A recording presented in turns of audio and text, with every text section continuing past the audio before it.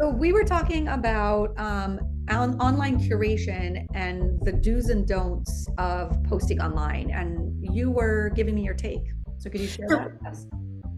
right. So I think, so first of all, this is my position. And I think that everybody has to make their own choice about where they draw the line. But for me, I don't post pictures of my kids online. I have two teenagers. At this point, they both have social media accounts, which is a whole separate discussion. but I think that they should be in charge of whether or not their images are shared online. It should be up to them how they look in pictures online, not up to me. And I mean, I think that when we first started out with Facebook, when it came onto the scene and it was the only thing out there like that, we all shared a lot of pictures and stories and personal things. And it felt like you were talking to this little intimate group of people who you maybe didn't see every day. I mean, I remember feeling like I was having conversations with cousins I hadn't seen in years. But now we know that social media is really very public and lots of people have access to your information. And I think when you consider it like that, it's important to set limits on what you share. So, for example, if you have a child with an allergy, maybe you want to share that you have a child with an allergy and advocate for allergies, but you don't want to share what they looked like in the emergency department when they were crying and getting a needle and they had to get an epinephrine shot. Like, I think that there has to be a line between what you share and what you don't share. Maybe you're advocating for learning disabilities, but you're not sharing that your child is autistic and can't read. And it's not because those things are things to be ashamed of. It's just because you have to draw a line between how much you want the random person on the street knowing about you. And I think that we have to have a real sense of where that privacy line is. I'm a big believer in privacy. And so in some ways, social media is a little strange because I think you're putting out so much of yourself for total strangers to see. I mean, even having a conversation like this. But on the other hand, I also think that we sort of need to participate in it to some extent because that's how people communicate these days. And I know that, what is it? I think only 10% of the population is on Twitter, but it feels like it's 100%.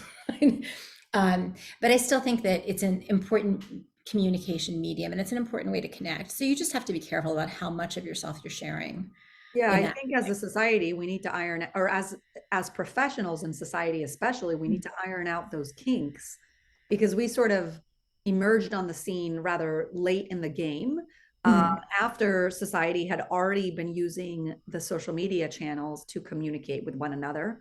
right, And we are still trying to find our rightful place in this medium, where it comes to communicating. right. We're so used to communicating behind exam room doors, and all of a sudden we're made public. We're looked up to in a certain light as physicians, and yet here we are on social media available, right, to some degree at all times of the day because your social platform, like your account, can always be tweeted at, or you can always be tagged on Facebook or tagged on LinkedIn, etc. Right, So right. that makes it adds like an accessibility factor that has never been there before for doctors. Right. I mean, I think that, you mentioned the accessibility, and I do think that it's important as a physician to be careful about what kind of advice you give to people online. And that's true no matter what your opinions are about things, because you don't know who these people are. You don't know their histories. You're not their doctors. And even if you have an opinion, I think it's important to clarify that it's an opinion, but it's not directed at a specific person. Right. Uh, and I think it's really important. And I think most doctors are pretty careful about that, but sometimes you'll see people kind of crossing that line. And I do worry about that because I'm not sure giving medical advice to strangers online is such a hot idea. Right.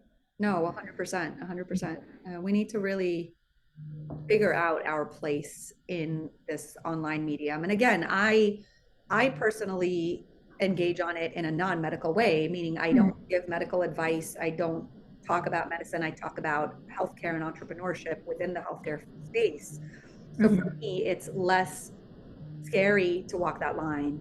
But if Mhm. you are a doctor building a brand around yourself as an expert in a certain niche in medicine, you Right. got to think about those legal ramifications of someone like misinterpreting what you write or say? I mean, I'll give you an example. Like I have a child with celiac disease. And so one of the things I've done a lot of in the past couple of years is a lot of advocating around celiac.